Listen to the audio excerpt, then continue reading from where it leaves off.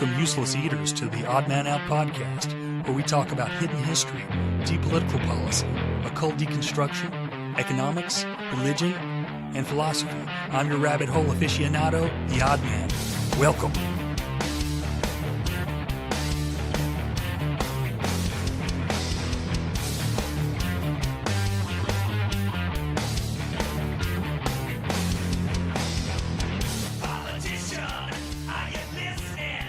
All right, ladies and gentlemen, I have an awesome guest this week. I am so excited.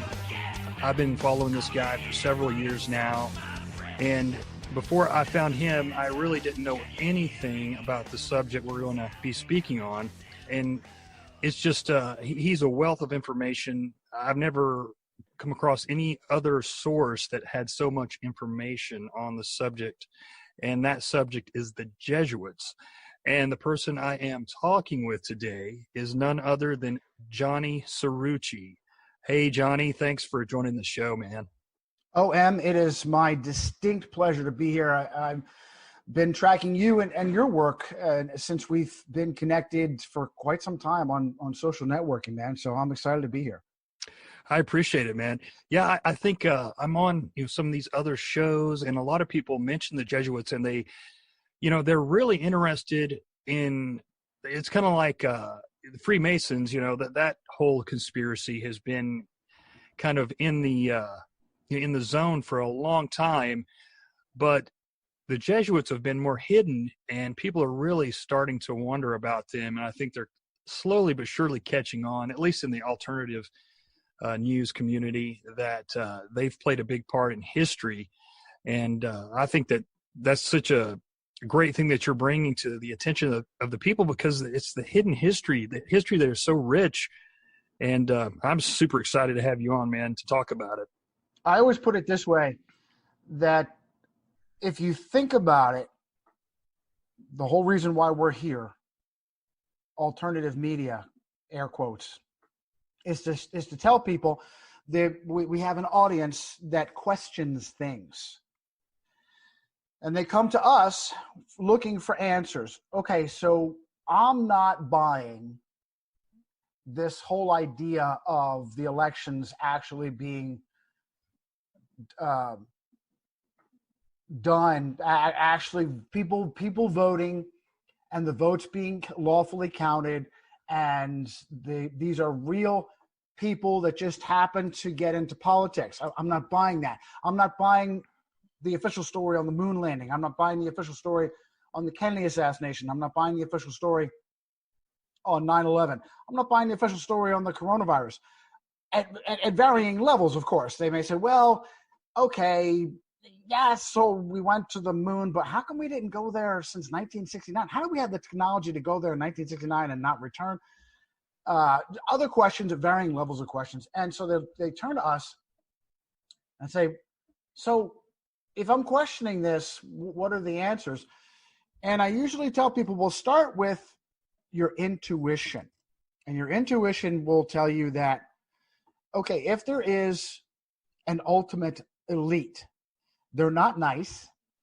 I would use the word malignant. And they have a tremendous amount of power and a tremendous amount of wealth and resources. And they're aware of you, and they don't like you, and they don't want you to be aware of them.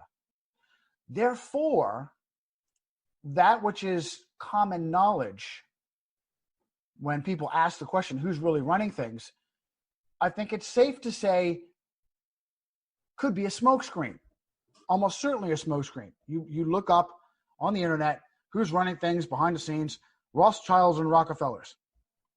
Okay, well, why was that so easy to find? Is it because they wanted you to find it? Is it because these are proxies that are targets and maybe even considered expendable by who's really running things? And they are. They haven't been touched, but they're still expendable, which is why they've been put up. And I found this in particular in relation to the so-called Jewish conspiracy, the Jewish or Zionist conspiracy. It's just too easy to find prominent bad people with a Jewish name, and ethnicity. And you really need to ask the question, why is it so easy? Why is mainstream media a venue that cannot be counted on to tell you anything of value to yourself? Why are they reporting on Harvey Weinstein and Jeffrey Epstein? Maybe there's something else. Why is it that in so-called conservative media, which is really no better than mainstream media, the bad guys are people like George Soros and nothing more than that? Why is it that, for instance, you have the role of religion, and the only religions that never come up are Judaism and Islam, particularly on the right? They make excellent targets, but they still leave a lot of questions.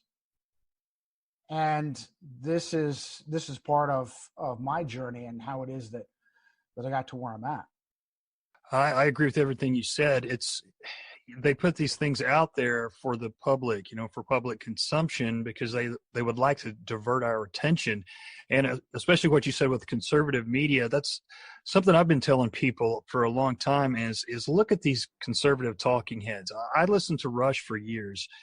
And, once I kind of, quote unquote, got woke, I hate to use that term, but, kind of realized the way things were.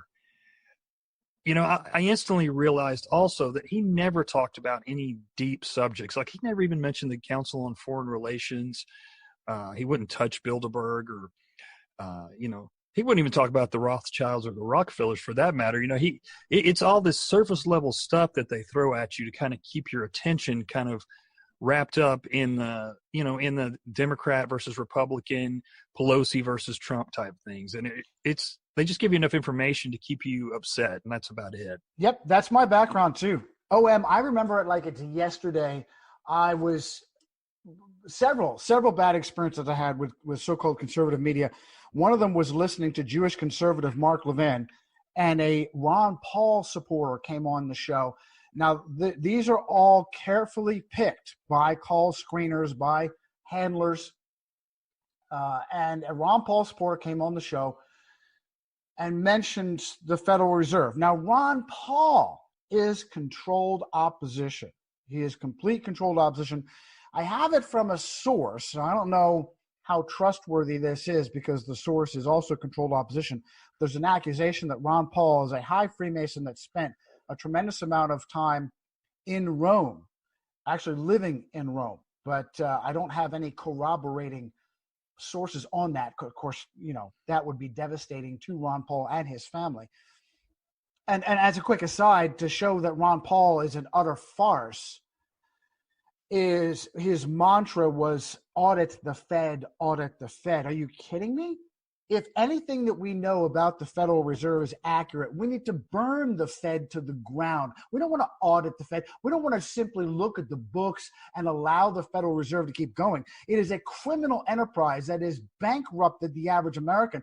We need to burn it to the ground. We need to put everybody involved on trial, not audit the Fed. He's complete controlled opposition. And also the game that they play in Congress is if you have total control, this is the same thing that happens at the Supreme Court. You can map out critical votes, and you can have assets and even agents. You can dole out to them. Okay, in the Senate, that's the American Senate, not the Roman Senate. No similarity whatsoever. Believe me, trust me. In the Senate, we need 51 yes votes. Here are the people that we have to have, and they start linking up names. Okay. Now we have 49 votes that we can hand out to our phony proxies, our phony whatever, phony Republicans, phony conservatives, and then they can have a show of being against something that passed anyway. And this is how easy it is for so-called Dr. No, how easy it was for so-called Dr. No to continuously vote against things because they didn't need his vote and they much more needed him for propaganda. So remember it like it was yesterday, Jewish conservative Mark Levin just destroying this Ron Paul caller on the Federal Reserve, just hammering. Well, what are we supposed to do? who's supposed to do the Federal Reserve's job? Nobody.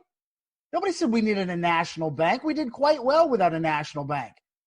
For a very short period of time, Freemason Andrew Jackson destroyed the central bank, and in the process, suffered through, I think, like 2 or 3 assassination attempts. Yeah. He himself being a Freemason, and he still figured he was probably too cocky, had a little bit of the John F. Kennedy in him. He was going to be a president, even though he was selected to be a president. He didn't like just being a puppet.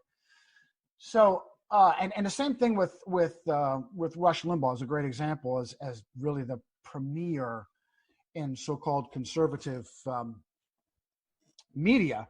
Has a lot to do with how I got to where I'm at. And I know you wanted me to share this with your audience, and I will, a little bit of my background. How did I get here? And it had a lot to do with the conservative media. Being born and raised Italian Roman Catholic, we were, still are, as a family, right-minded. You might call conservative. That's those terms, conservative and liberal. These are controlled terms.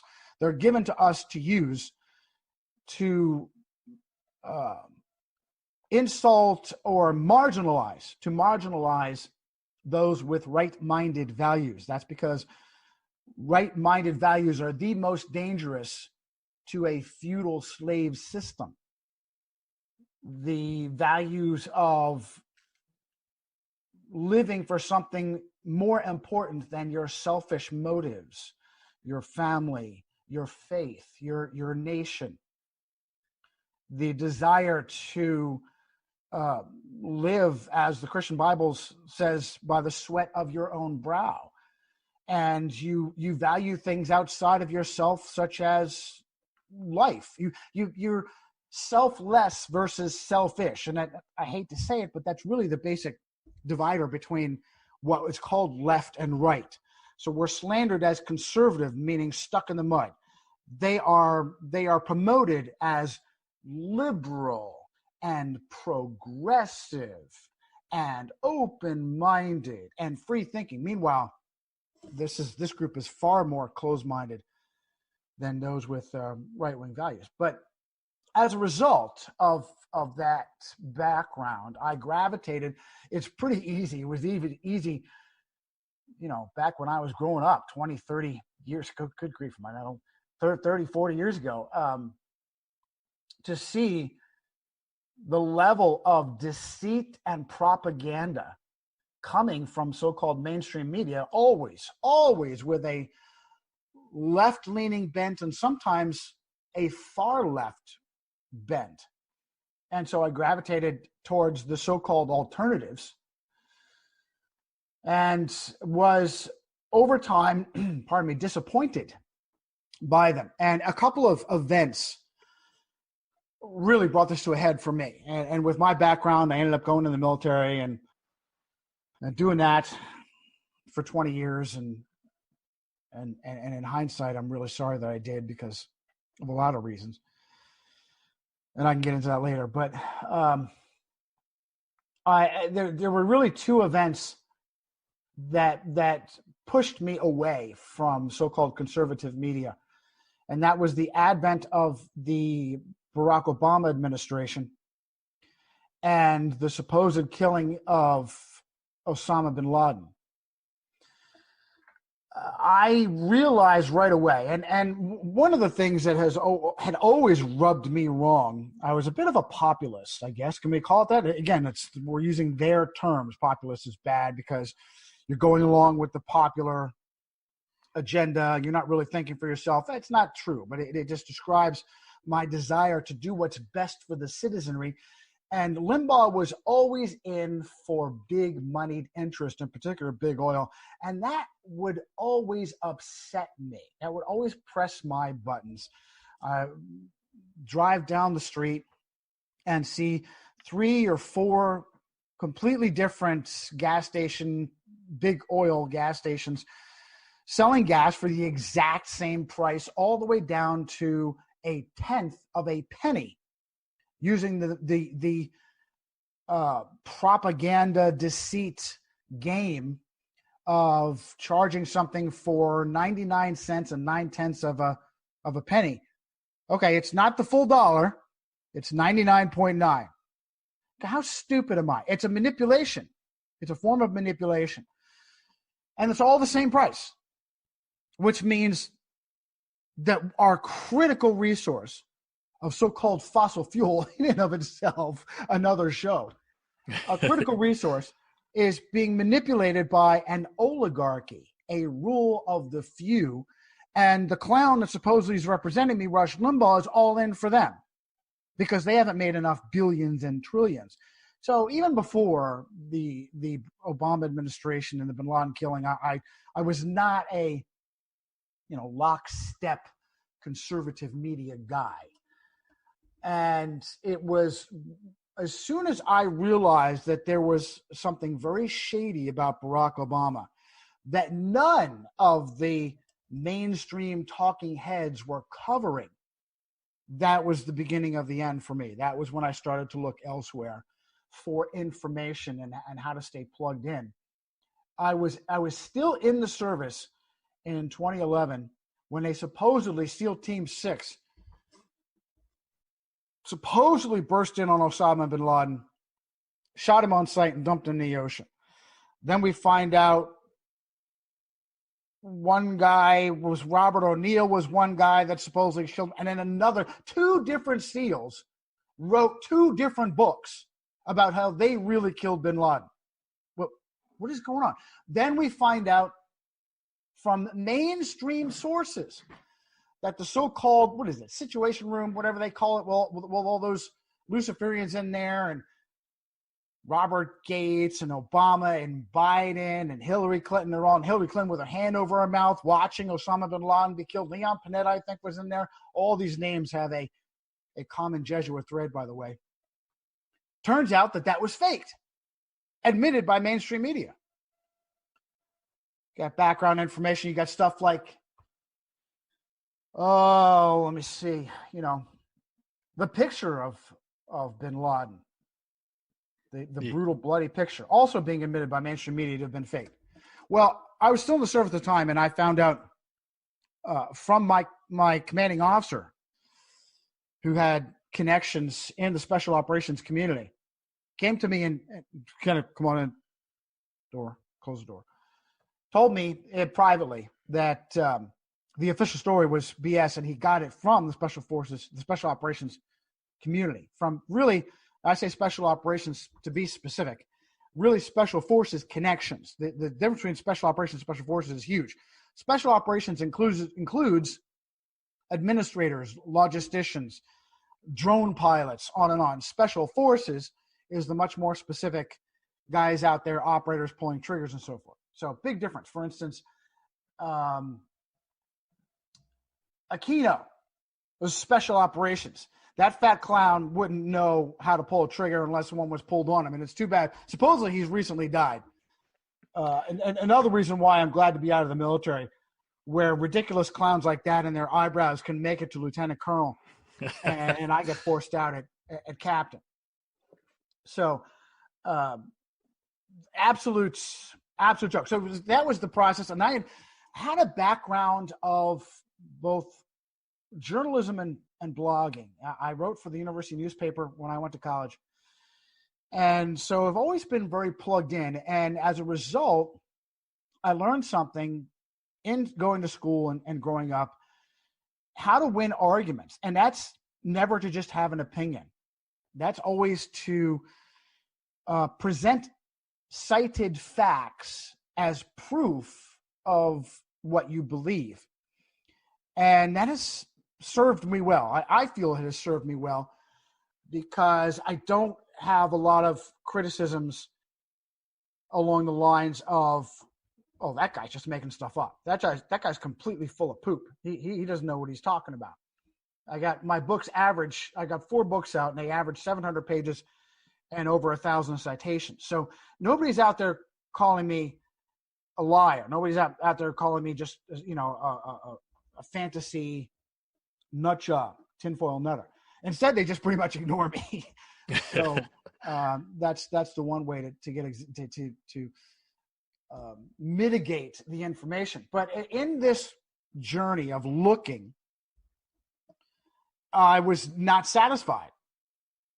You see guys like, so where do I go from Rush Limbaugh? We're talking macro here. We're talking, who are big names that the average person would go to. Okay, Rush Limbaugh's not doing it for me. Who else?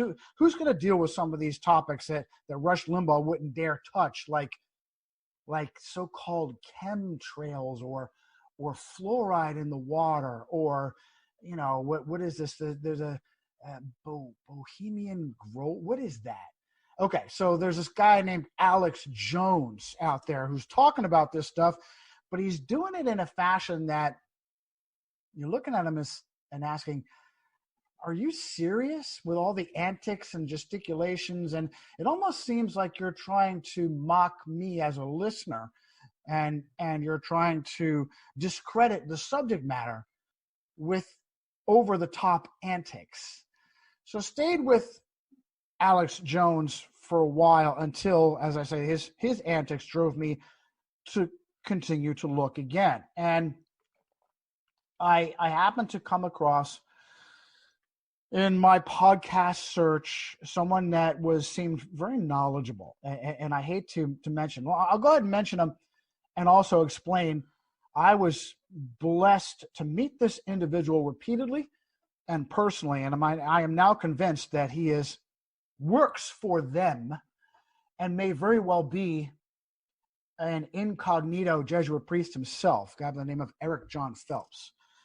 Heard him an interview on the Doug Hagman show, and later found out that Doug Hagman was a Jesuit seminarian himself. Got that audio clip. And Wow. just one show that he did, and he blew me away with his facts. Now, I don't just sit there and listen. I take notes, even in my off time, even when I'm not blogging, even when I'm not writing. I despise being manipulated, and that has served me well. And I also verify everything that I hear to the best of my ability, to take the time, whatever time I have. And so I was looking things up, and you got a guy like Eric John Phelps making crazy claims, such as there's no such thing as atomic weapons, and the Jesuits in Hiroshima and Nagasaki manipulated and manufactured the devastating effects of the so-called atomic bombs. And so that sounds out of this world, ridiculous, crazy. And yet I don't find really a lot of information in relation to the idea that atomic weapons don't exist. But I do find evidence that the atomic bomb race was heavily manipulated, thoroughly salted with scientists that have a Jewish ethnicity, that there were Jesuits, particularly in Hiroshima, that supposedly miraculously survived. And just by coincidence, one of the Jesuits in Hiroshima in 1945 would go on to become the superior general, the top Jesuit, the so-called Black Pope. To me, is powerful evidence that the official story behind the atomic bombs being dropped is manipulated and untrustworthy, and almost certainly manipulated by Jesuits. Then you go on and have an Italian Roman Catholic, a powerful success story in Hollywood, supposedly run by Jews like Martin Scorsese, doing a movie called Silence, where we're all supposed to have extreme sympathy for the poor Christian evangelists that were Jesuits back in the 1600s. And we all, I'm sure, familiar with the term gaslighting. Gaslighting is basically the complete and total inversion, the illogical inversion of reality. White is black, black is white. Very Freemasonic, very Gnostic.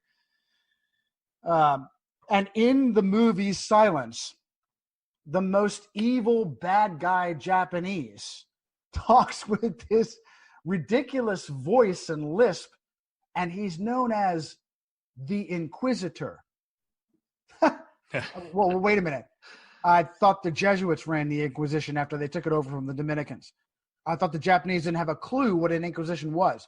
Why is the super bad guy in Silence an Inquisitor? And why did he talk like this? That's because you're being manipulated to the point of total gaslighting. Nagasaki in the movie. The last port city that the Jesuits were evicted from. Why were the Jesuits evicted from Japan and kicked out from the port city through the port city of Nagasaki? Because the leadership of Japan found out that these were not Christian evangelists. These were spies and subversives trying to overthrow the Buddhist authorities, the homegrown authorities, and replace them with Catholic authorities. And they were told to stop and didn't stop, and then they were evicted, and then when they were found to not have left, then they were arrested and tortured. There's the big picture from Silence that Martin Scorsese left out.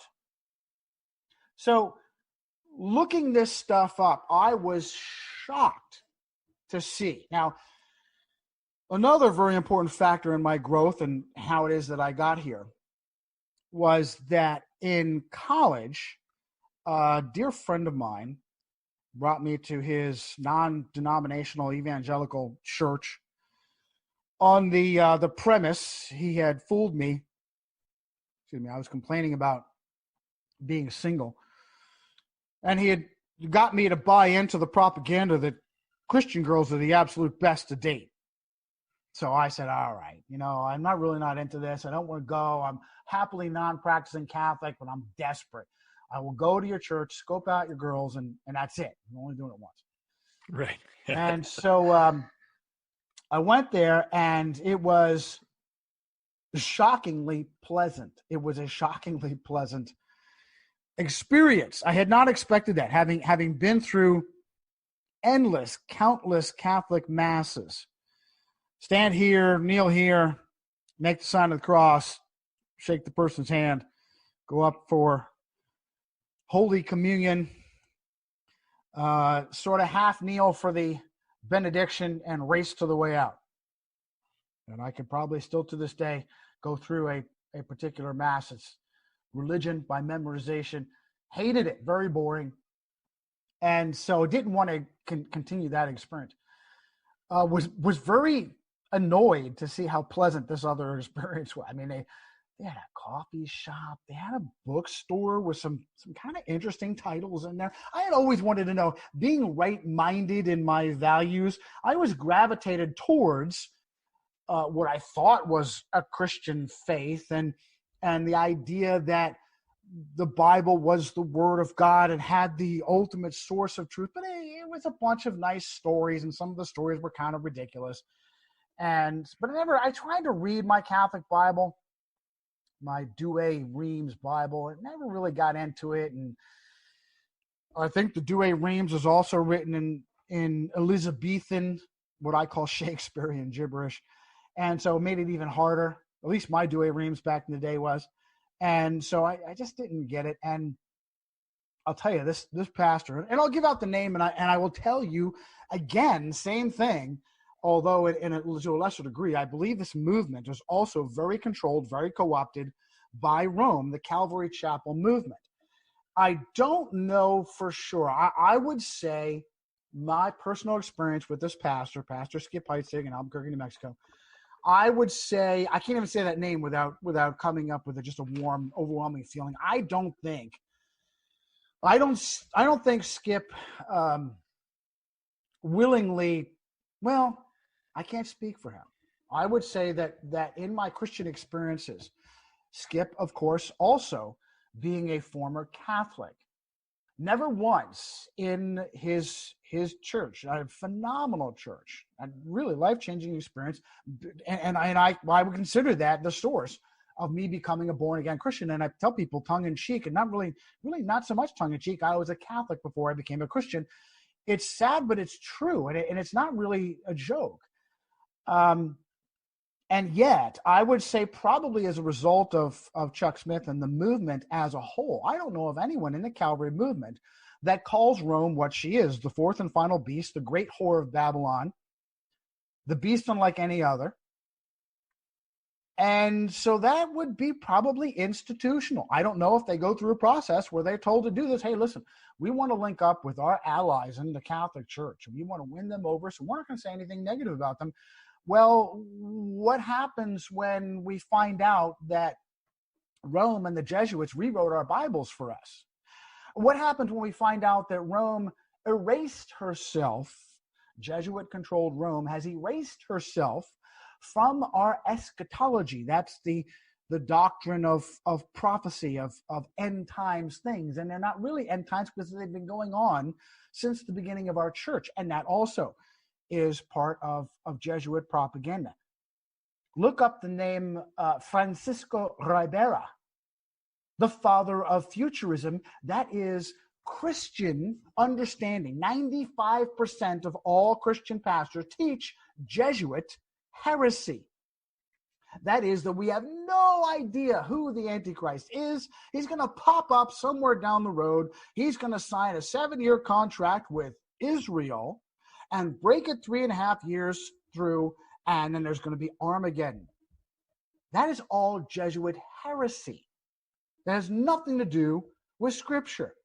A close, educated reading of the books of Daniel and Revelation clearly shows, if you read Revelation 17, there's only one culprit that you can, the great harlot dressed in scarlet and purple, drunk on the blood of the saints.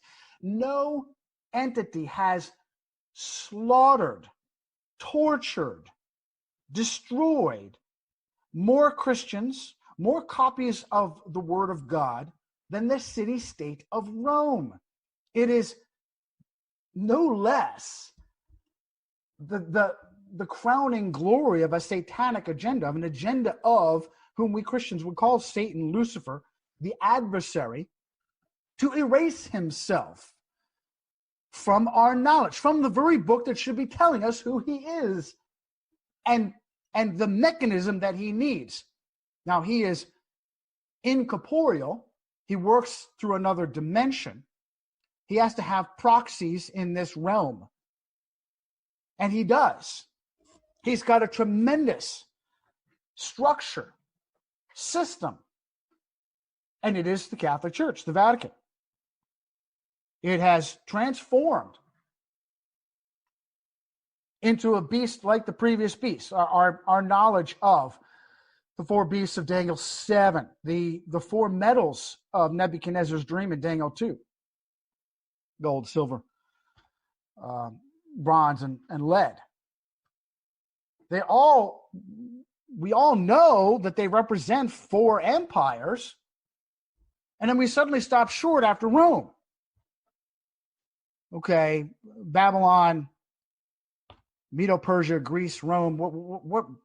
How come the Bible is so silent about today? What is today? Where is today in the Scripture? Well, Rome never fell. Rome transformed into a beast unlike the previous beast. Prior to the transformation of military Rome, these empires needed to control by putting so-called boots on the ground, a soldier on every street corner. Well, that's expensive. That's expensive. When you run out of soldiers, you can't control anymore. Well, there is an empire that licked that problem. She uses other nations' soldiers. And she co-opts and subverts the nation's mechanisms of control with her own agents. And she does it in a way that is far more powerful and effective. The use of religion. And I will tell you, as a born-again Christian, I am very passionate that religion is of Satan. And if you are a Christian or want to be a Christian, then we're talking about a personal relationship with Jesus Christ. We're talking about nothing to do with religion, which is a system of traditions. And there was only one God-inspired religion, and it was purposefully inspired with flaws, probably because there's no such thing as a flawless religion, to point towards that which is better, Jesus Christ. And that's Judaism, by the way. And Judaism was done away with in 70 AD, as was the nation-state of Israel. The recreating of the nation-state of Israel has nothing to do with Christian prophecy, has nothing to do with the Bible, has nothing to do with so-called promises towards Abraham. The recreating of the nation-state of Israel is a complete and total Roman Vatican farce to distract you. If we weren't talking about Jerusalem, we'd be talking about Rome. There is no role, zero, that the so-called nation of Israel plays in Christian eschatology. That's been changed forever and permanently by the cross of Jesus Christ. Now, forgive me, non-Christians, I always say this because I want to reach out to as many non-Christians as possible to go into this, because this is important to what the Vatican is doing, the role, the agenda. And I, as a Christian, this affects me personally. So this is all important. And even if you're not a Christian, these are things you should know as to how it is that we're here. And really, OM, I can stop here and give the big picture that I'm sure a lot of people have never heard this before. You want to go down that road or keep going where we're at? Hey, just keep going where you're at, man. Yeah. I'm loving it. Yeah, so Rome realized, and really this does lead into the big picture, how religion controls. So we as Christians feel that, well, I would say more than feel. I would say it's pretty solid doctrine that most Christians, most well-educated Christians would agree with.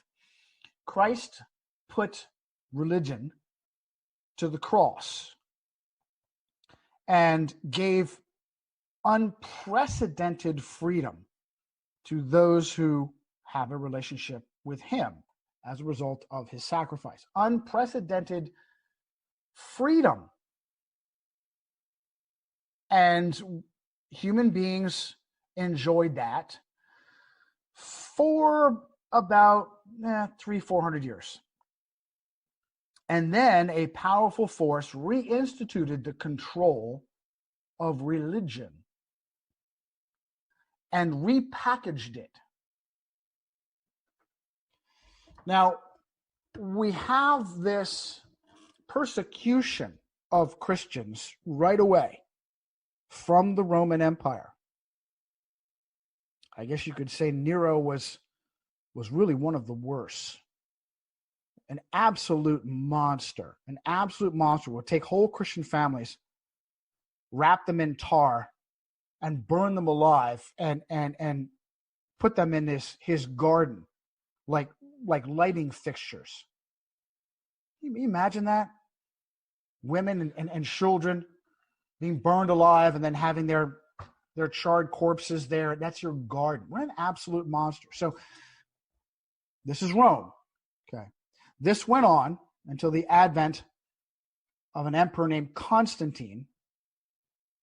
And we have what is supposedly Constantine's vision. Rome is now splintered, and he leads one faction, and he supposedly has a vision of a Christian sign or symbol.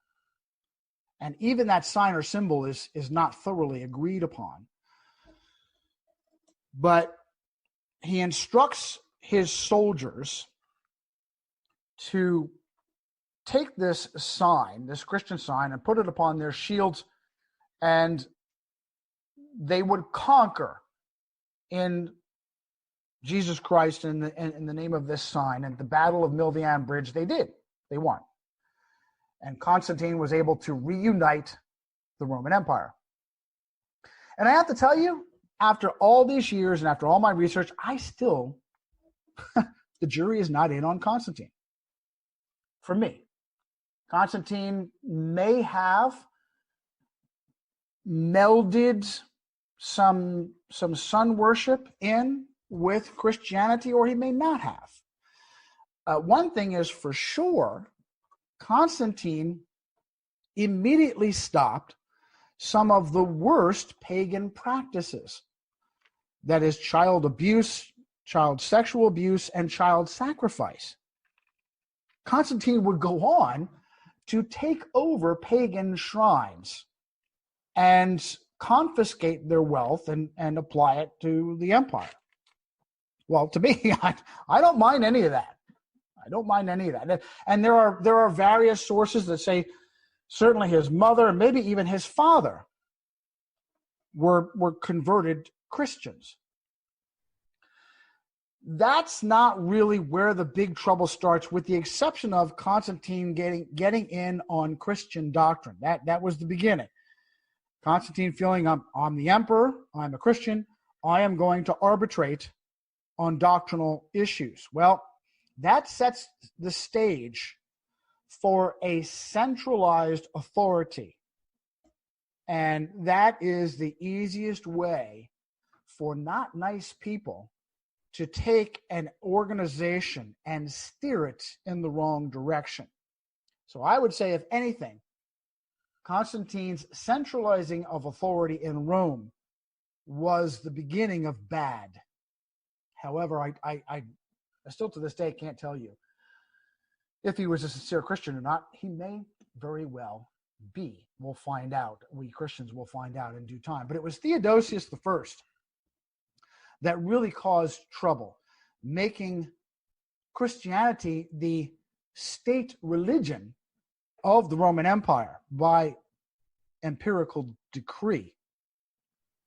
That really started the trouble, because Rome was very much a pagan empire with a lot of very bad pagan doctrines. And these pagan doctrines were not wiped out. They were melded in, and basically the pagan doctrines remained and wrapped up in Christian trappings. So now you have things like pilgrimages to sacred places. We have worship of the mother and child. We have worship of the dead. We have communication with the dead, prayers for the dead. We have the purchasing of spiritual favors, indulgences, which is, oh my goodness, it is known as Simonism. There's a term related to Simon Magus as the first one to try and do that. Simonism? What is it? I think that what you were saying about Theodosius, did you say the second? Theodosius the second was the one who made Christianity the state religion in Rome. I think that's important for people to remember, because your average person would say that's Constantine, and I just think people should get that one bit of information correct, because that is an important thing to remember. There's so many things that people don't know about that time period or about history in general, and I always hear people say it was Constantine that did that, but that is incorrect. Yeah, I'm that is an important agenda for me, and for that specific reason, he did not force this syncretistic melding of paganism with Christianity, which just makes it that much harder to understand who he was. Augustine is another guy. That for me, the jury is out, and I'm leaning towards, because he really predates what we know today as Catholicism. And he seems to have gotten a lot right, as does Constantine seems to have gotten a lot right. So you wonder, are the things that they got wrong were not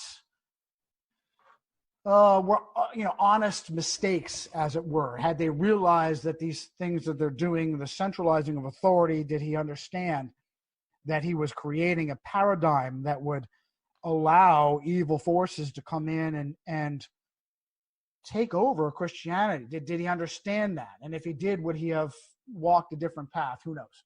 Right. Yeah. So, yeah, it is important to keep that straight. And very soon, it was, I guess, Justinian in, I want to say, 538 AD. That is an important line of demarcation, recognizing the so-called Bishop of Rome as corrector of heretics and bishop of bishops. This continued to centralize authority. You had this intermingling of emperors also holding this authority, becoming the great Pontifex Maximus, the builder of bridges. So you have the split of the Orthodox Church, and then the destruction of orthodoxy, Constantinople by the Ottoman Turks. Good grief, like 1,000 years later. But for the most part, the power and control and really a literal dark ages for a millennium, 1,000 years, from roughly 500 AD to 1500 AD, Christianity is abused, is misdirected by this syncretistic pagan religion with Christian trappings, now known as Catholicism. And it was in the 1500s. We had the advent of an Augustinian monk named Martin Luther, who had a heart for the people and knowledge of Scripture because he could read Latin, which was common for the clergy. The Catholic Church had forbade the promulgation of the Scriptures, and that should, in and of itself, tell you where the Vatican comes from on this issue, because there are some pretty clear Scriptures that would say, and by the way, the institution of a clergy, of a priesthood, the reinstitution of a priesthood. Also, what we Christians would say, unbiblical. We have one priest, one advocate, one intercessor, and that's Jesus Christ. And we ourselves, through Jesus Christ, are both priests and kings, not in the order of Levi, but in the order of Melchizedek. That through Christ we wield the unprecedented dual authority of both high priest and king. Well, religion crushes that again and reinstitutes the clergy. No, you need a go-between. You need an expert for you to confess your sins to. And I was going to use, I'd gotten off track. I wanted to use the metaphor of a very well-known devout Roman Catholic fantasy writer named John Ronald Reuel Tolkien. Now, we're all very familiar with The Lord of the Rings, and we know who J.R.R. Tolkien is, but very few people know that he was a very devout Roman Catholic. We might say that for another well-known writer who was both a Catholic and a Freemason, a guy by the name of Arthur Conan Doyle, whose full name is actually Arthur Ignatius, Sir Arthur Ignatius Conan Doyle. Wow. He actually has two middle names, and one of them is of the founder of the Jesuits, Ignatius Loyola. For some reason, nobody knows this. Nobody knows that the great creator of the character that we have seen, I think, as a matter of fact, I believe Sherlock Holmes is in the Guinness Book of Records for having, I can't remember the number, between 200 and 300 different actors portray this character across plays and movies. And one of the most portrayed in all of entertainment history. And nobody knows that the creator was both Catholic and a Gnostic, Freemason. And one of his two men, by the way, Conan Doyle is not a hyphenated name. The British were the start of hyphenating names to show you how much blue blood was in their mommy's line as well as their daddy's. This became important as feudalism was promoted and continues to be promoted to this day. How we have People magazine promoting the so-called royals is actually a Vatican agenda, because if you accept the ridiculous feudalism of Britain, then you will also be warm towards the centralized authority of Rome. The same thing with Christ Mass, that has nothing to do with the winter equinox and solstice, December 25th, and everything to do with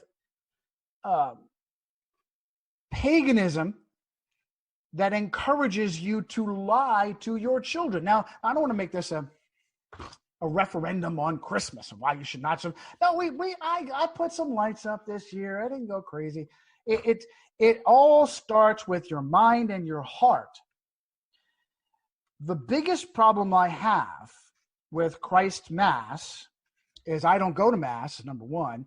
And number two, you shouldn't be lying to your kids. No matter how fun and inoffensive it seems, it is insidious because it makes you accept not just a lie, but an entire reality paradigm that is false. You immerse your children into this ridiculous false reality of this supposed Saint Nicholas, who has divine powers to see all and know all and deliver presents to all. Well, from there, lying to you about a host of other things is suddenly more acceptable. Calling pseudoscience science, fabricating your history, fabricating your very reality. So I don't want to go down that road, but anyway, to explain that. So 500 years to 1500 years, we have the complete and total control and the dark ages of Christianity, where Rome had blacked out the knowledge of the scriptures to Christians. And the only ones allowed to have access to this knowledge were the clergy, which were in and of themselves, as we Christians would say, unbiblical. Unbiblical. As is the entire process of confessing your sins to an expert. Absolutely unbiblical. The Bible clearly states in Matthew and James that when you harm someone, you humble yourselves before the person that you harmed, and you bring what you felt after honest self-examination in contrition and repentance before Christ himself. Nobody else needs to be involved. And that is not what we have with Catholicism. We have a tremendous power structure. Basically the body of Sauron, to continue to use Tolkien's metaphors.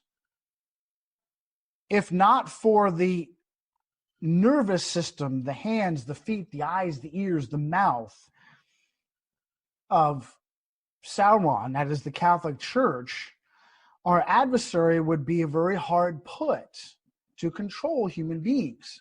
But with the power of the Vatican, it is Mystery Babylon. At an unbelievable level of power and control, and yet you can't see it. That's what a mystery is. The confessional is is the spinal cord of this machine, of this structure, of this system. And the more you look, as I found this out. And then I got this, my so-called Jesuit red pill from Eric John Phelps, and just by coincidence, just by coincidence, he lived 10 minutes away. Wow. Continued to reach out to him. He finally acknowledged me, and we started getting together. And then I found out that he's got these weird quirks. He's got this push for racial separation, basically white supremacy, that does a lot of harm to this message. He has some odd personal habits that I won't really get into that came across when I spent time with him.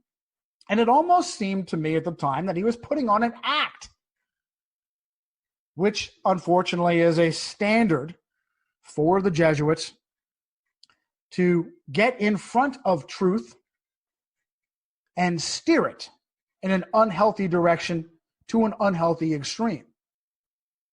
Now, with this individual, Eric John Phelps, there's something more going on because he's too good at it. He gives phenomenal insider information so that by the time you get to him discrediting himself with racism or with Jesuit eschatology, he promotes futurism. He promotes Zionism. He promotes Jesuit eschatology. And I says, well, it's different. Well, how is it different? Well, there's 14 different kinds of Zionism. What? No, there's only one kind of Zionism, and it holds no purpose in the Christian Bible. Galatians 3 says very, very specifically that old Israel is the Israel of the flesh, and new Israel is the Israel of the spirit, just like John chapter 6. The Israel of the flesh is gone. There are no promises that apply to a bloodline. It is the mystery of the gospel that God deals with us on an individual basis since the cross. And it is it is miraculous. I can't think of a better system. There's no one that is condemned and there's no one that is saved based upon circumstances outside of their apparent control.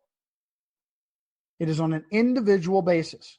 There are no promises that hold to a bloodline.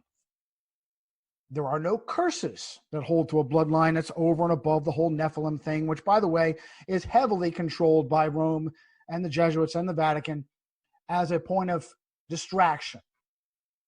There may be something to that. I'll guarantee you there's something to genetic manipulation, much more in human hands than in interdimensional hands. But these are symptoms.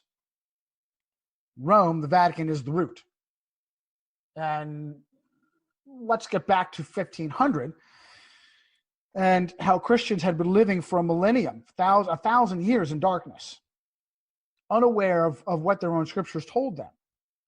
And about this time, as the scriptures, not about this time, throughout this time, as the scriptures leaked out to rank and file Christians outside of the clergy, they would be brutally mistreated. It was back in the 1300s that a Catholic priest and monk named John Wycliffe copied the scriptures, had the scriptures copied by hand. This took years to accomplish. Gave them to his students who were misnamed and slandered as lollards because, they didn't work for a living. All they did was evangelize. That's Catholic slander. To go about and evangelize across the British countryside. A true born-again evangelist. When Catholic authorities came upon any of the followers of Wycliffe sharing and handing out Bibles, they would tie the Bible around the evangelist's neck and burn them alive. And this was before the advent of the so-called Inquisition. no entity has slaughtered and tortured more believers in Jesus Christ than the city-state of Rome. Certainly military Rome, but absolutely religious Rome. John Fox's Book of Martyrs has been completely co-opted and watered down, and it's still filled with powerful, disturbing examples. As controlled and watered down and rewritten as it has been. And we have Christians to this day who have never heard of Fox's Book of Martyrs. Have no idea why it was written. Written as a testimony against the crimes of Rome, the Vatican, the so-called Christian Vatican. Talk about gaslighting. There's no such thing as a Catholic martyr. There is no such thing as a Catholic martyr. And I will wager, I say that tongue in cheek, the vast majority of any rare, prominent Catholic who was killed for being a Catholic was usually killed by Catholic authorities. Oh, and John F. Kennedy leads that list, by the way. So it was with the advent of this upstart, this guy with serious anger issues, and I resemble that insult, Martin Luther, who in particular with the idea of, I'm sure it's called Simonism. Another word for it is Simonism, indulgences, the buying of spiritual favors. There was a Dominican monk, and prior to the Jesuits, the Dominicans were the special forces, the attack dogs of the Vatican at the time, named Johann Tetzel, that was making his way through Wittenberg and using and abusing the citizenry, the ignorance of the citizenry, and convincing them to give up money they could not afford to do things like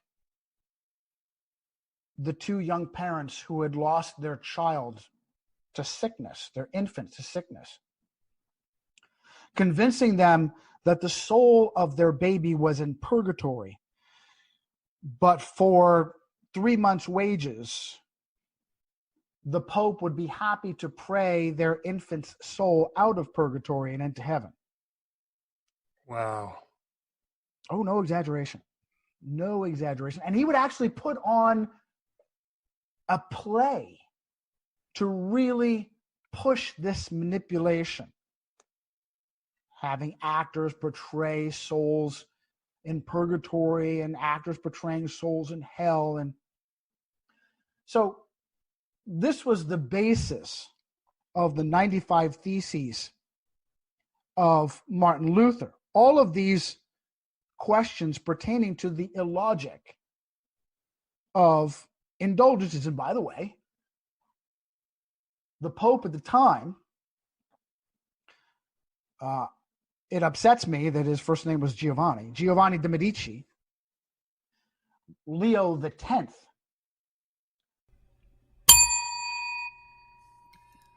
All right, guys, that was the first half of my show with Johnny Cirucci on the dark history of Catholicism and the Jesuits. Johnny is a wealth of information, and he can, that was nothing, honestly. He's got so much more information. He can tie Jesuits through all kinds of different historic scenarios, and they had very important places in these scenarios. But part 2 is even better than part 1. He gets into the Medici family, which, if you don't know, they were very important throughout history, and they've nearly been written out of popular pop culture history. But he gets into them and the true history of the Rothschilds and so much more. And we really get into the more modern history of the Jesuits. And there are people right now in the spotlight for the coronavirus who are playing a pivotal role, a bunch of them who happen to be Jesuit educated, right? Or have Jesuit ties. So we get into that and we really explain that. And so I implore you to listen when I drop that episode. And other than that, I think that ties everything up. I appreciate you guys listening as always. And remember, guys, their order is not our order.